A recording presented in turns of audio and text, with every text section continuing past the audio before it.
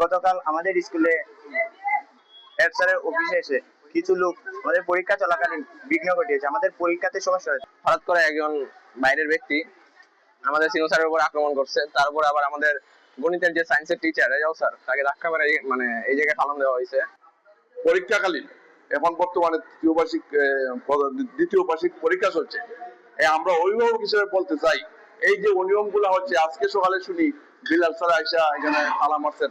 হ্যাঁ, বিলাল স্যার এসে তালা মারার পরে এই মাস্টার গুলা বসবে কোন জায়গায়? এই যে পরীক্ষা চলাকালীন এগুলা চলছে, আমরা এই এমপি বরাবর আমি দৃষ্টি আকর্ষণ করছি। কামাল আর উনি বসা, কামালে আমার কইছে স্যার আপনারা তো আধা মিনিট একটা আলাপ আছে, আসেন।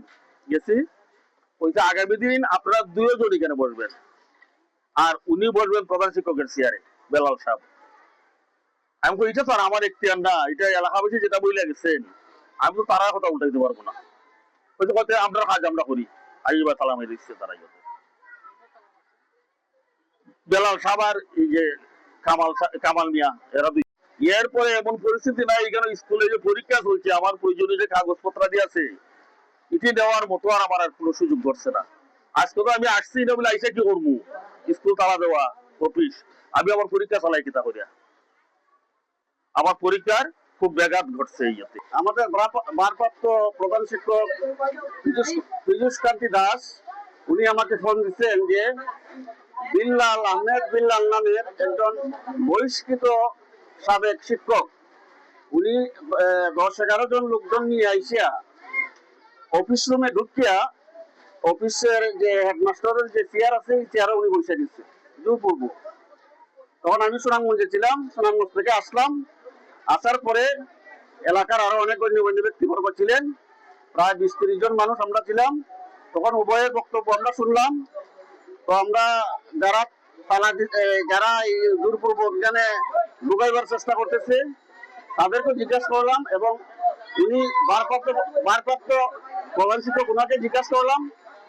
কিন্তু দেখা গেল যে উনি বলতেছে যে আমার বৈধ কাগজপত্র আমি নিয়ে আইছি, হ্যাঁ, এই জন্য আমি এখানে আইছি। তা আমরা বললাম এখানে তো একটা অ্যাডহক কমিটি আছে, গভর্নিং বডি আছে। গভর্নিং বডি যেহেতু আছে, এখানে তো জোরপূর্বক এখানে কোনো আমার কোনো এখতিয়ার নাই।